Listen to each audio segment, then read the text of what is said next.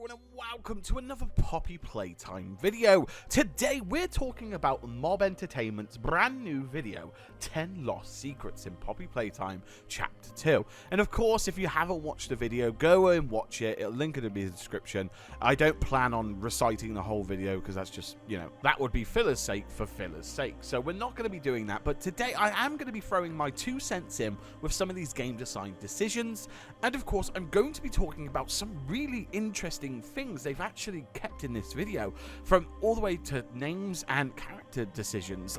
There's a lot of things that I actually kind of want to talk about in relation to some of the story. Now, of course, we're going into this and we know what we're seeing is cut content, so it's never to be seen the light of day. It was just a nice piece for the anniversary of Chapter 2. But of course, before we go any further, I wouldn't be a YouTuber if I asked you to hit subscribe and like and all the usual stuff, especially if you enjoy game theories, especially on Poppy Playtime, because of course, I cover it majority of the time now, along with other games. And of course, with the release of Chapter 3 apparently soon, I'm going to be covering that too.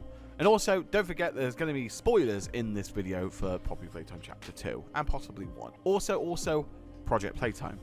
But anyway, now we're comfortable, let's actually get talking about the video.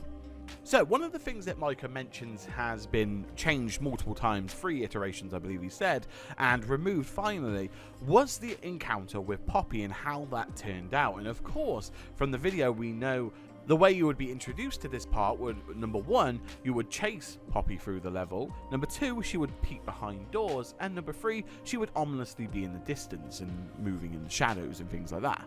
I would say they did very well here in removing this section of the introduction because, again, like Micah said, it was just 10 minutes of nothing, you're just chasing.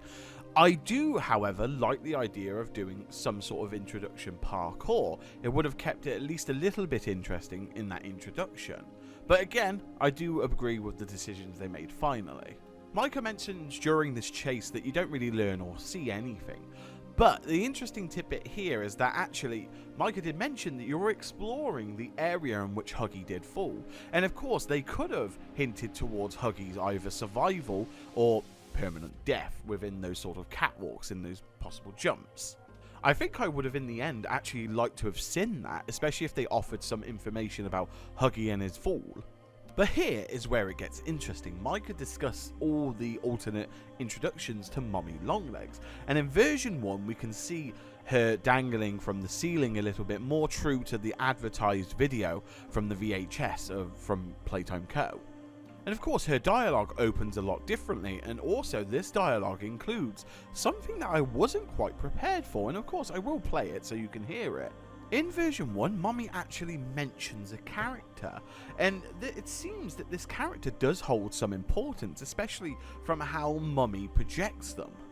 Interestingly as well, from the sensor we can actually see the size of the name, and I'm going to go on a wild guess here, and I'm going to suggest that the name is one of the following.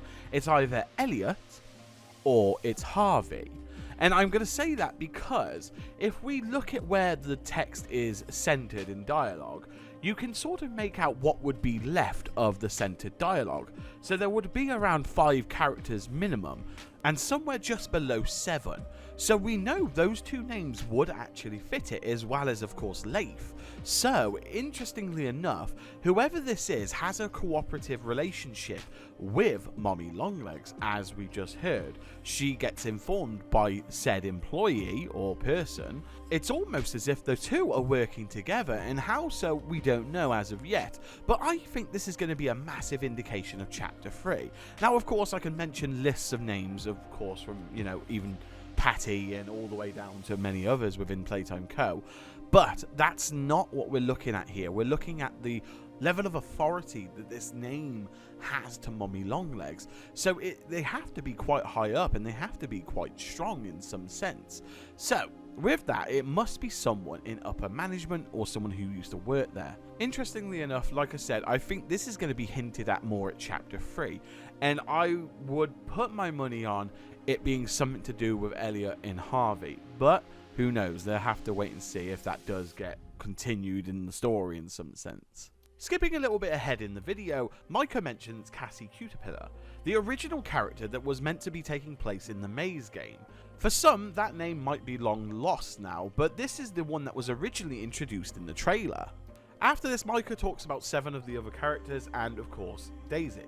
I like the fact they've revisited Daisy and explained it because, of course, I think everyone was, again, noticing it from the chapter trailer, and, of course, not finding it in the final product was a little bit of a surprise. But there's something interesting, I think, about Daisy, which they've actually hung on to. I think Daisy is going to be making an appearance in Chapter 3, and I say this because of her eyes.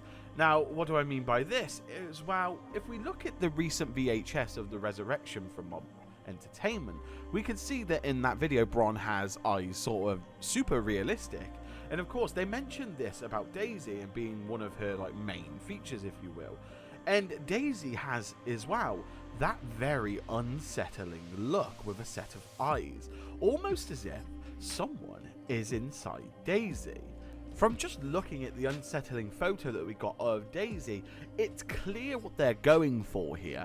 And again, I think we might be seeing this in Chapter 3. Interestingly, I do think the eyes use the same material that gets applied to Poppy after we grab her or free her from Mommy Longlegs in Chapter 2. And this is where we come to our next important part. I'm sure many of you that watch the channel are very aware about my theory about the Vulture being in the comics, and that's possibly the next enemy we have for Chapter 3. But with this video, it's kind of already been solidified. Not necessarily a Vulture, but there is a bird character concept. There is actually 2 of them. Micah shows us shots or concept art of the blue bird and what he called the other bird, because I don't think they had an actual name. It looks a bit like a very scary Tweety bird. And it looks like they also experimented with the idea of a ballerina bird, sort of like Swan Lake, I would have thought. And this is interesting because this means they probably really liked one of these designs and decided to implement them in Chapter 3 in some sense. So maybe while I was wrong with it being a vulture, it's still possible that it could well now be a bird that's in Chapter 3. And I think this is going to be a great indication of that. And of course, one of the last things I want to talk about is actually Mommy's death scene. While of course the ending of that was gruesome enough, and the implications of the Experiment 106, and it was all really intriguing, I actually do believe after watching the cut end scene they should have kept the original. And I think they somewhat did, because the audio, when played alongside the second version of Mommy Longlegs' death, I think actually syncs a lot better than the one we got, because you can actually hear her head popping, and of course it will be terrible for the rating of the game, but I think it would have played even more so in the actual daunting horribleness of that moment. But anyway, let me know what you think in the comments below. Let me know what you think was the best thing to come out of the 10 Lost Secrets video. I think it was really nice of them to actually share this video and, of course, put so much brilliant production behind it and keep all this footage for later use, because you wouldn't get this a lot with a lot of AAA games and things like that. So it's actually a real nice insight to how the game development process in Mob Games goes, or Mob Entertainment, if you will. But again, let me know what you think in the comments below. Let me know if I've missed anything interesting. Let me know what you think about what I highlighted in this video. And of course, with that being said, have a lovely morning, day or night wherever you're in the world. Make sure you subscribe to the channel if you love Poppy Playtime content and want to see more of it. Stay safe, and I'll see you all in the next Theory video.